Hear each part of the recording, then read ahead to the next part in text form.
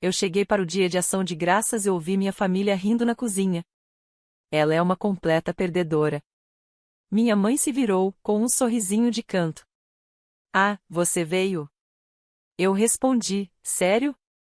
Então arrumem suas coisas. Vocês não moram mais aqui. Silêncio. Os garfos pararam no ar. Meu nome é Elizabeth. Sou de Charleston, Carolina do Sul. E tudo isso começou no dia em que ofereci minha casa para minha família depois que a deles foi destruída por uma enchente. Não foi uma enchente pequena, ela destruiu quase tudo que eles tinham. O dinheiro do seguro mal cobriu uma fração do que precisavam para reconstruir, e de repente eles ficaram sem saída. Minha mãe, meu pai, minha irmã mais nova, Ava, e a filhinha dela de 2 anos, Mia. Eu não pensei 2 vezes. Disse para eles se mudarem para minha casa, aquela que eu havia comprado 2 anos antes, nos arredores de West Ashley. Eu fui morar com meu namorado, Alex, do outro lado da cidade, enquanto eles ficavam lá, sem pagar nada. Parecia certo. Família ajuda família era o que eu dizia a mim mesma. No começo, eles eram gratos. Meu pai consertou algumas coisas pela casa. Minha mãe mantinha tudo arrumado, e Ava tentava não pedir nada. Mas, aos poucos, as coisas começaram a mudar. Meus pais ficaram confortáveis. Demais. Tão confortáveis que pararam de pedir antes de fazer mudanças. Trocaram o tapete da sala. Pintaram o quarto de hóspedes sem me avisar. Pararam de agradecer.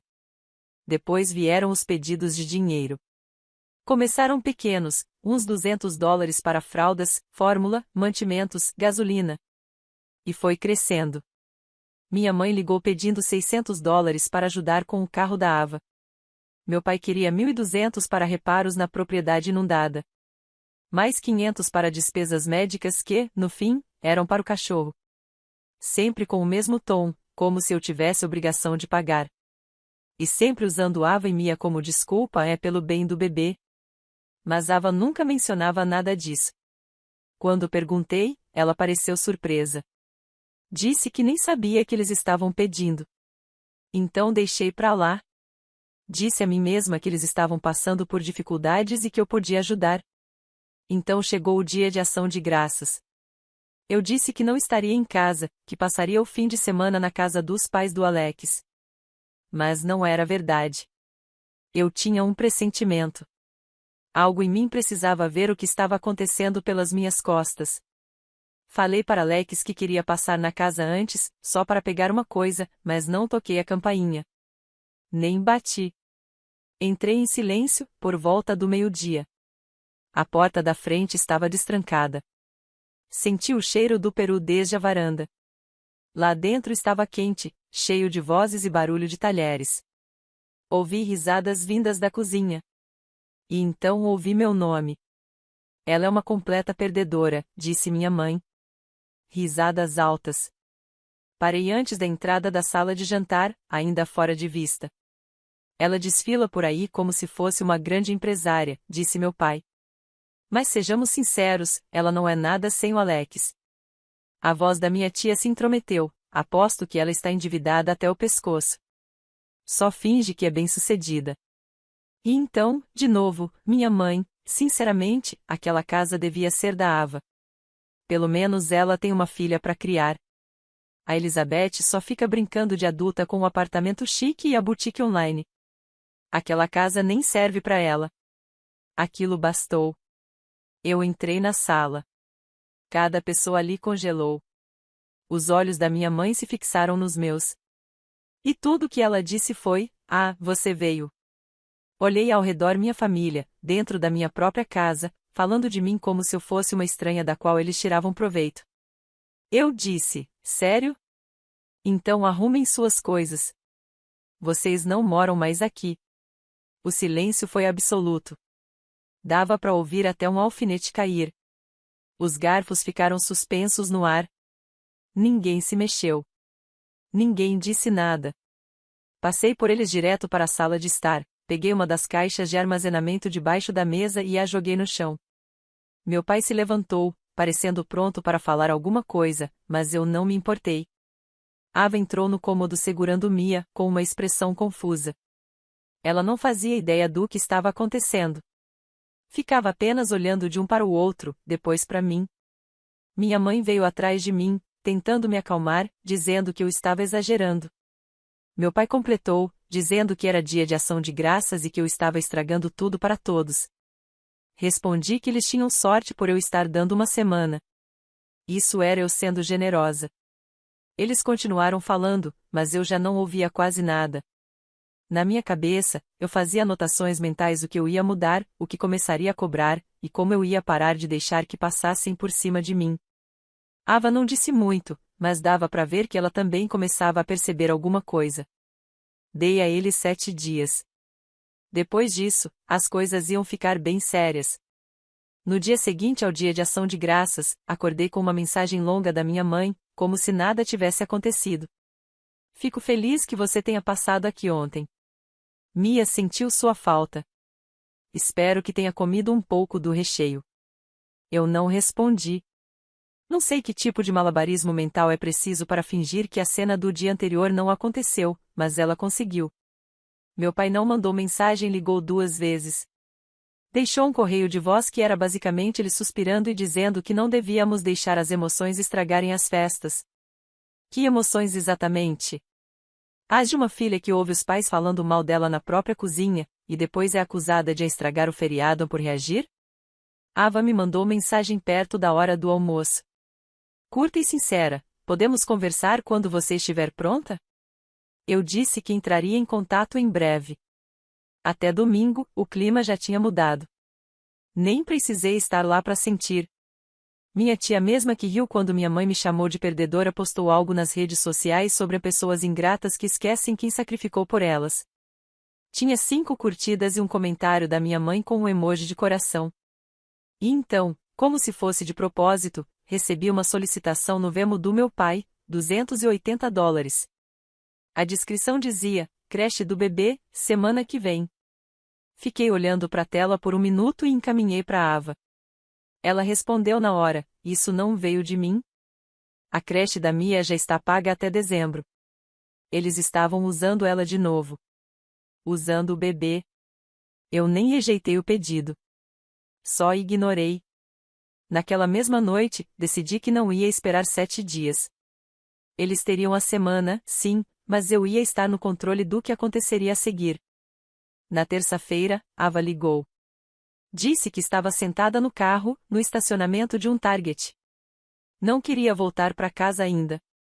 Eu me ofereci para encontrá-la, e acabamos ficando quase 1 hora ali, conversando. Ela me contou que eles estavam pressionando ela. Não diretamente, mas de um jeito que deixava tudo bem claro. Eles esperavam que Ava conversasse comigo, que me fizesse eu voltar à razão. Eles agem como se fosse sua responsabilidade consertar tudo, ela disse. Como se, por você não ser mãe, sua vida não contasse de verdade. Mas é você a única que realmente me ajuda. Perguntei se ela queria sair da casa. Ela hesitou não porque não quisesse, mas porque não sabia como.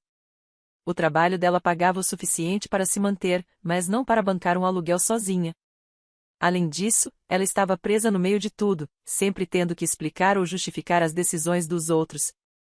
Então, ela disse algo que ficou na minha cabeça: sinto que eles estão mais confortáveis em me usar do que em me ajudar. Era tudo o que eu precisava ouvir. Na noite seguinte, apareci na casa. Na minha casa. Não liguei, não mandei mensagem antes. Simplesmente entrei e pedi que desligassem a TV, que precisávamos conversar. Sentei em frente aos meus pais e fui direta: se quiserem continuar morando aqui, o aluguel é de $2.000 por mês, a partir do 1º dia do mês que vem. Sem atrasos, sem desculpas. Vocês moram na minha casa, então vão contribuir com ela. Minha mãe ficou em choque, como se não acreditasse que eu estava falando sério. Meu pai riu como se fosse uma piada. Como se a mesma pessoa que eles chamaram de a fracassada não fosse quem vinha pagando todas as contas deles. Ele perguntou: você vai mesmo cobrar aluguel dos seus próprios pais? Eu respondi: vou cobrar de 2 adultos que riram de mim na minha cozinha. Eles se irritaram, tentaram inverter a situação, disseram que me criaram, que eu devia ser grata. Disseram que só estavam desabafando. Mas eu não cedi. Dei um prazo, até o primeiro dia do mês, ou teriam que procurar outro lugar. Naquela mesma noite, recebi uma mensagem deles dizendo que iam conseguir o dinheiro. E 2 dias depois, o pagamento entrou na minha conta os $2.000 inteiros. Deixei o dinheiro parado por uns 10 minutos. Depois, transferi 1.500 para a conta da Ava. Sem mensagem, sem explicação, só uma transferência silenciosa. Algumas horas depois, ela respondeu com uma única palavra: por quê? Eu disse: porque você é a única que nunca tirou nada de mim. Mais tarde, ela me ligou. Disse que estava pensando em sair de casa, que talvez finalmente fosse a hora. Ainda não tinha um plano, mas já estava olhando apartamentos vi um perto do trabalho, com um aluguel acessível. E então ela disse algo que me marcou mais do que tudo: quero construir algo meu. Não quero que a Mia cresça achando que isso é normal. Foi aí que percebi que ela estava falando sério e que nossos pais não faziam ideia da mudança que estava prestes a acontecer. Depois que o aluguel foi pago, veio o silêncio. Nenhuma mensagem passivo-agressiva da minha mãe. Nenhuma ligação desconfortável do meu pai. Nem sequer um obrigado. Só silêncio, como se eles esperassem que o dinheiro apagasse o que aconteceu, sem precisarem admitir nada. Mas não apagou. O silêncio dizia tudo. Eles não estavam arrependidos. Só estavam se reorganizando, reescrevendo a história na cabeça deles. Aquela velha história de que eu ainda era o problema. Emocional demais, ingrata demais. A filha que esqueceu a seu lugar. Enquanto isso, Ava e eu estávamos conversando mais do que nunca. Ela ainda morava na casa, mas mentalmente já começava a se desligar. Quase toda noite, ela me mandava anúncios de apartamentos. A maioria era terrível, caros demais, em bairros ruins ou tão pequenos que nem caberia o berço da Mia. Mas um deles chamou a nossa atenção. Um apartamento pequeno, 2 quartos, numa parte tranquila da cidade, a 10 minutos do trabalho dela. O aluguel era de $800 por mês. Nada luxuoso, mas limpo, claro e aconchegante. Parecia um verdadeiro recomeço. Ela ainda não tinha se inscrito para alugar. Disse que não estava pronta. Mas a forma como ela disse foi diferente, não era medo. Era cálculo. Ela não estava pedindo permissão. Estava planejando o próximo passo. Enquanto Ava começava a encontrar sua voz, meus pais estavam ocupados tentando manter o controle. Na sexta noite, recebi uma mensagem longa e melosa da minha mãe. Pensamos em tudo e percebemos que você só quer o melhor. Agradecemos a lição sobre limites. Esperamos que isso possa ser um ponto de virada para nossa família. A Ava anda um pouco distante. Talvez você possa conversar com ela, de mulher para mulher. Li 3 vezes. Eles não estavam preocupados com Ava, estavam preocupados com o fato de ela estar do meu lado. Não respondi. 2 dias depois, Ava me ligou. Estava sentada no carro, parada na rua, a poucos metros da casa. Disse que, depois do jantar, eles a chamaram de lado e perguntaram diretamente o que nós estávamos tramando. Disseram que eu devia conversar com ela. Que não queriam me perder. Que, se eu realmente me importasse com a família, ajudaria a manter a paz. Perguntei o que ela respondeu. Disse que não estou aqui para gerenciar as emoções de ninguém. Não sou tradutora de ninguém. Eu te apoio, e é isso. Depois ela disse que precisava de um tempo. Fez uma pequena mala, pegou Mia e apareceu na casa do Alex 1 hora depois. Montamos o colchão de ar na sala e, pela primeira vez em meses, o ambiente não estava pesado. Ava parecia exausta, mas havia uma calma silenciosa nela. Mia adormeceu quase na hora. Ava sentou no chão com uma xícara de chá e ficou olhando em volta por um tempo. É a primeira vez em meses que sinto que consigo respirar, ela disse. Contei ela meu plano, todo o pagamento de aluguel que meus pais fizessem iria para ela. Inteiro. Eles queriam brincar de senhorios e inquilinos? Tudo bem. Que pagassem o aluguel e aquele dinheiro construiria a nova vida da Ava. Ela me olhou como se não soubesse o que dizer. Depois assentiu devagar e sussurrou. Eles vão enlouquecer. Nós duas rimos. No dia seguinte, Ava voltou para casa. Não para ficar só para começar a empacotar o resto das coisas. Não contou nada a eles ainda. Disse apenas que queria organizar as roupas da Mia e separar algumas caixas. Minha mãe ficou rondando enquanto ela arrumava, tentando puxar conversa, fingindo que nada tinha mudado. Perguntou se Ava tinha falado comigo recentemente. Ava respondeu que sim. Depois disso, silêncio. Meu pai apareceu enquanto Ava estava colocando as malas no porta-malas do carro. Perguntou se ela ia viajar no fim de semana. Ela apenas sorriu e respondeu, ainda não sei. Eles não perguntaram mais nada. Naquela noite, Ava me mandou uma mensagem: vou ficar com o apartamento. Ela ligou para o proprietário, visitou o lugar naquela tarde e preencheu a papelada. Era dela. A mudança ficou marcada para a semana seguinte. Foi então que percebi, meus pais ainda viviam no passado, agarrados à versão da família em que controlavam tudo onde culpa e pressão mantinham a gente na linha. Eles não tinham percebido a mudança. Achavam que Ava nunca sairia, que dependia deles. Não faziam ideia de que ela já tinha partido, pelo menos por dentro. Quando o contrato de Ava foi aprovado, ela já estava meio caminho andado para fora, mentalmente. Não chorou, não hesitou. Só disse: sexta é o mais cedo que consigo pegar as chaves. Vou sair antes que eles percebam. Planejamos tudo, hora por hora. Ela ficaria alguns dias na minha casa com Mia, enquanto montava o novo apartamento.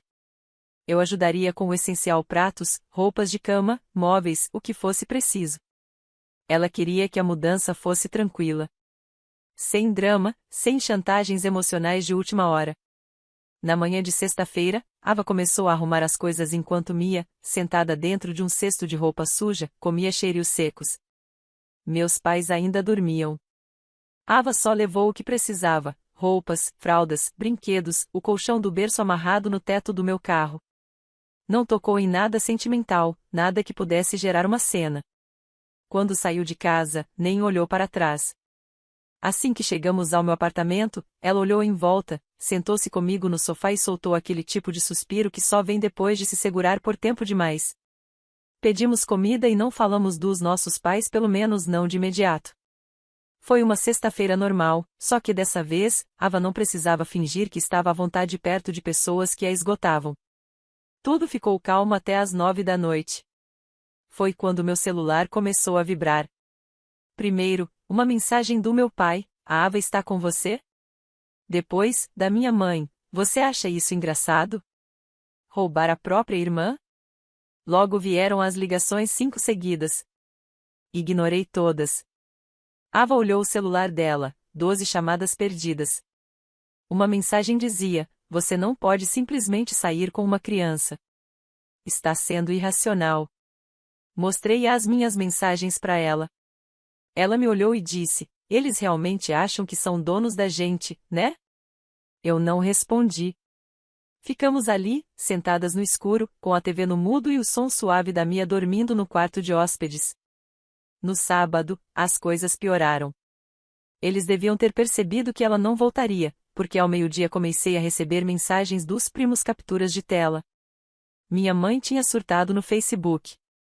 Escreveu: imagina fazer de tudo pelos seus filhos, só para eles virarem as costas e te traírem. A casa está mais silenciosa agora.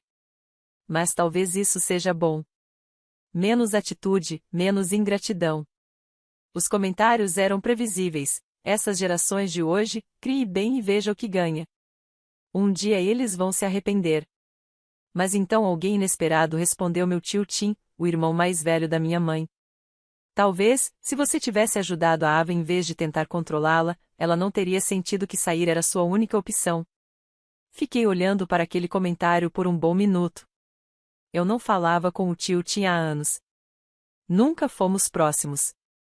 Os encontros de família sempre passavam pelo filtro da minha mãe. Se ela não gostava de alguém, simplesmente não víamos essa pessoa.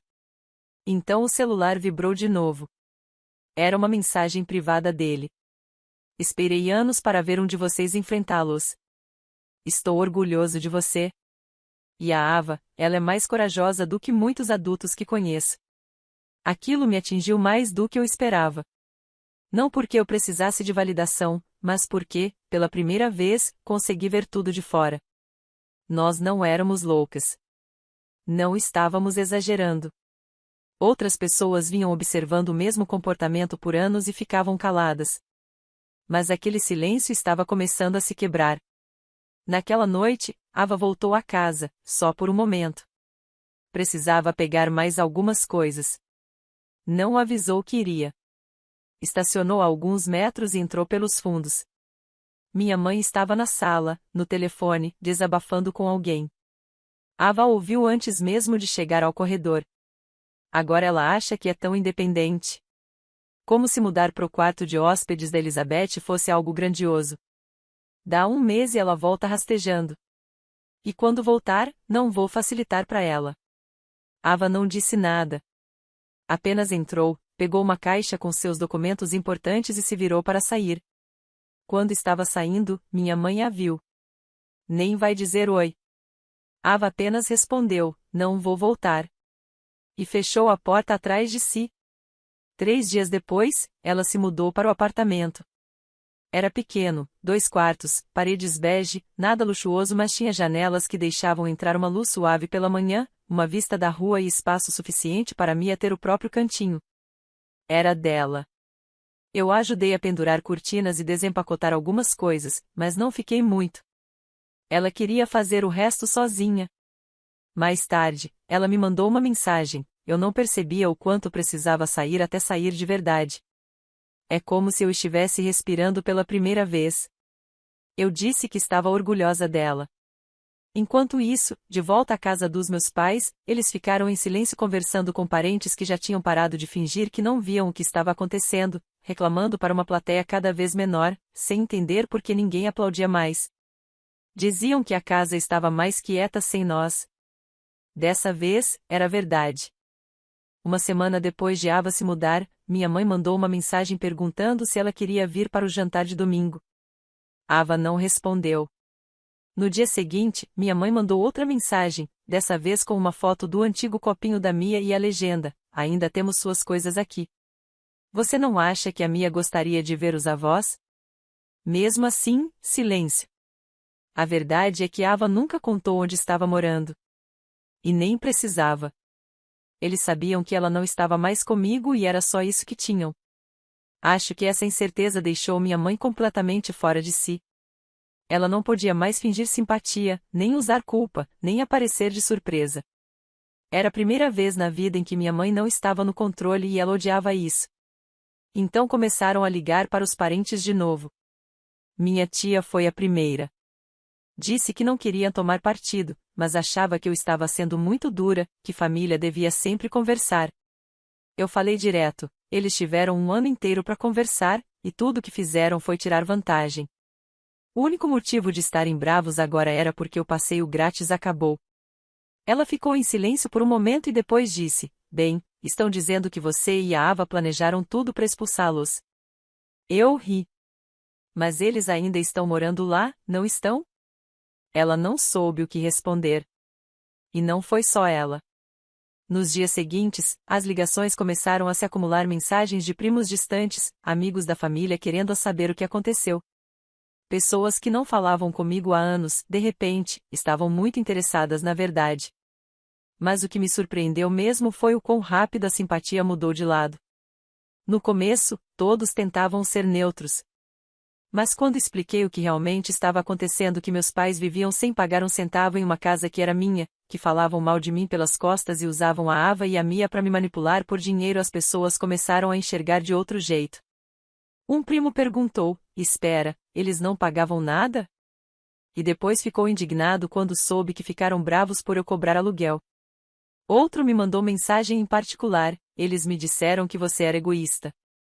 E completou: sinceramente, eu teria mandado eles embora faz tempo. No começo foi devagar, mas logo algo virou. Cada vez mais pessoas começaram a mandar mensagens para Ava também oferecendo ajuda, oferecendo para cuidar da Mia. Um parente até deu para ela um berço e uma cadeirinha de alimentação usados, mas em ótimo estado. Meus pais odiaram isso. Começaram a ligar para Ava de novo, dizendo coisas como: você está deixando as pessoas acharem que somos maus pais. já nos envergonhou bastante. Em um momento, meu pai até mandou para ela um print de um grupo da família onde os parentes perguntavam o que tinha acontecido como se isso provasse que nós éramos as culpadas por destruir a família.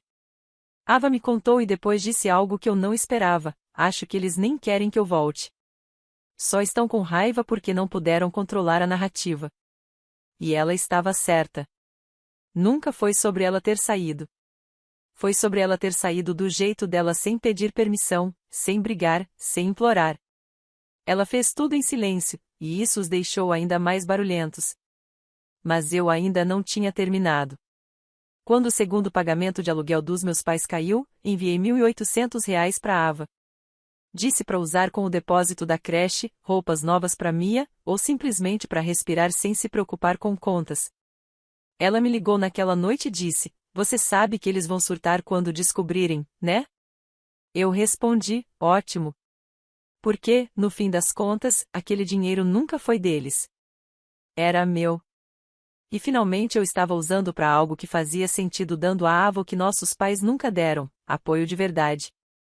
Enquanto eles ainda passavam horas ao telefone com quem estivesse disposto a ouvir, tentando distorcer a história, Ava estava se acostumando à nova vida. Alguns dias depois, ela me mandou uma foto da Mia dormindo em um pequeno colchão rosa, com a luz do sol entrando pela janela do apartamento.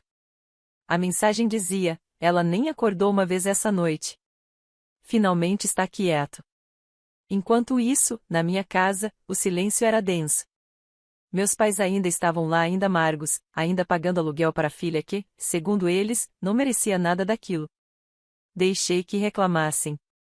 Aquela casa é minha. E agora eles finalmente entendiam o que isso significava.